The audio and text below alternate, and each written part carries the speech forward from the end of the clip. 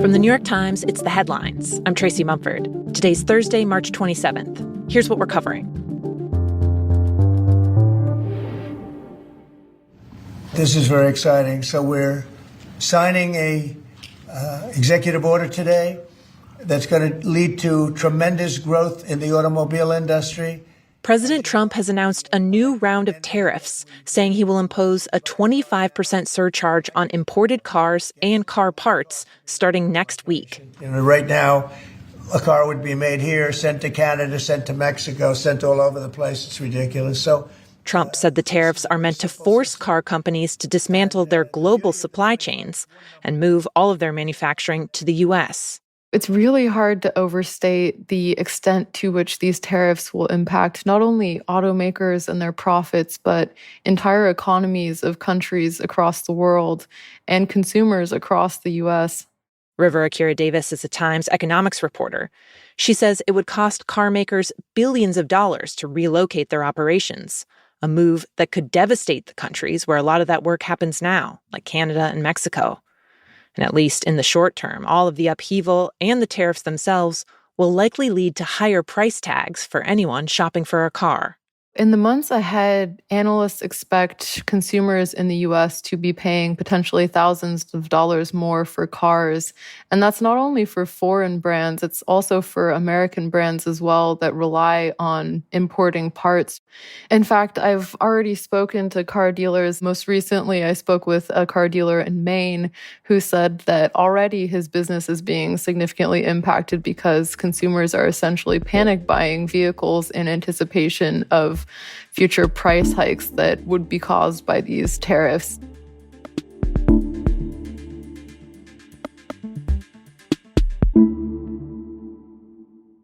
At the Capitol yesterday, things got heated in two separate hearings. It is completely outrageous to me that administration officials come before us today with no acceptance of responsibility. Excuse after excuse after excuse. In the House Intelligence Committee, Trump administration officials faced another day of grilling about the Signal group chat, where Defense Secretary Pete Hegseth shared details of an airstrike that was about to be carried out. This is not okay. Communicating these sorts of things in Signal is not okay. Targets, times, those kinds of things are absolutely classified, and we all know it. Democrats argued the messages were vulnerable to interception by America's adversaries and could have endangered American troops if the details fell into the wrong hands. But when questioned, the director of national intelligence, Tulsi Gabbard, said the conversation was not a security breach. Ideally, these conversations occur in person. However, at times, fast-moving coordination of an unclassified nature is necessary, where in-person conversation is not an option. On their part, most Republican lawmakers followed the lead set by President Trump of downplaying the incident and denying its seriousness. And in the other hearing, for far too long, federal taxpayers have been forced to fund biased news. This needs to come to an end, and it needs to come to an end now. Republicans, led by Representative Marjorie Taylor Greene, laced into the leaders of PBS and NPR. Greene accused the public media networks, which serve news and educational content to tens of millions of Americans, of promoting propaganda and indoctrinating children with LGBTQ programming. PBS is one of the founders of the trans child abuse industry, all while taking taxpayer money. Democrats in the hearing, though, mocked the idea of questioning the motives of classic children's programs on PBS, like Arthur or Sesame Street. The American people want to know, is Elmo now, or has he ever been, a member of the Communist Party of the United States? Over the course of the hearing, the public media executives defended their work and its value to the public, though NPR's chief executive said she regretted past social media posts she'd made criticizing Donald Trump. She also said the network should have more aggressively covered the story of Hunter Biden's laptop, a story right-wing media covered extensively, claiming the laptop held proof of corruption involving the Biden family.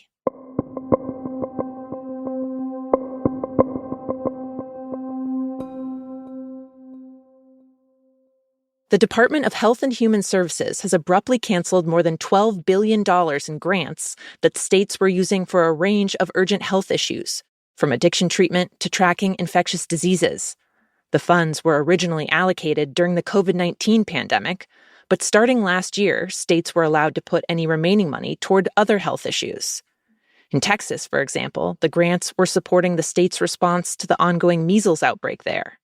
But this week, state health departments began getting notices that the funds were terminated, effective immediately, and that all work should stop. A statement from the Department of Health and Human Services said, quote, "The COVID-19 pandemic is over, and HHS will no longer waste billions of taxpayer dollars responding to a non-existent pandemic that Americans moved on from years ago." Some state health officials tell the Times they were always planning for the funds to expire, but the abruptness of the decision has caused chaos. There are half-finished projects that cost millions of dollars that may now never be completed. One health official said, quote, "This is just like throwing money out the window. It's a total waste." Meanwhile, the Trump administration has also canceled funding for dozens of studies seeking new vaccines and treatments for COVID-19 and other pathogens that may cause future pandemics. The goal of the projects was to have vaccines and drugs ready to go if a new pandemic hit, rather than spending months having to develop them from scratch.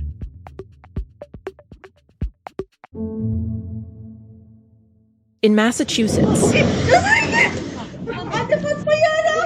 surveillance footage shows immigration officers arresting another university student who participated in pro-Palestinian activism.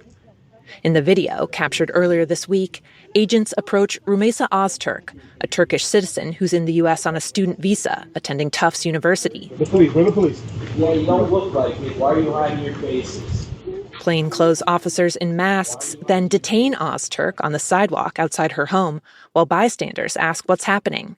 She was then handcuffed and driven away in an unmarked car. In a statement, a spokesman for the Department of Homeland Security claimed that Ozturk had acted in support of Hamas and said that that was grounds for revoking her visa.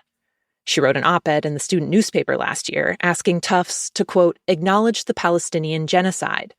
The Trump administration has said it can start deportation proceedings against any non-citizen that it's deemed a threat to U.S. foreign policy interests, even if they're in the country legally. It made a similar claim earlier this month when it detained Columbia graduate Mahmoud Khalil. The Massachusetts Attorney General called Ozturk's arrest disturbing, saying this isn't public safety, it's intimidation that will and should be closely scrutinized in court.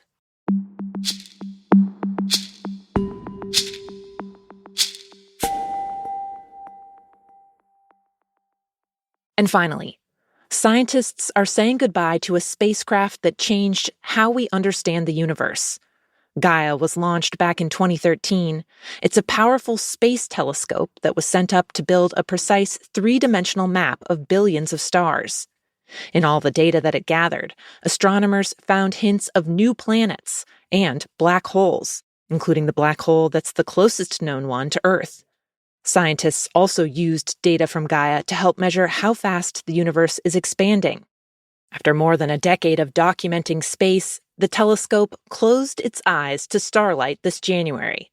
It's low on fuel, and today mission specialists will switch it off and set it to go orbit around the sun, essentially sending it to that big graveyard in the sky for spacecraft. Scientists who've worked on the project say while they're sad to see Gaia go, it's not actually the end of their work. The spacecraft collected so much data, they've only been able to go through about a third of it so far. Those are the headlines. Today on The Daily, the Trump administration has released thousands of documents related to the assassination of President Kennedy. Times reporter Julian Barnes explains what we did and didn't learn from them. That's next in the New York Times audio app, or you can listen wherever you get your podcasts. I'm Tracy Mumford. We'll be back tomorrow.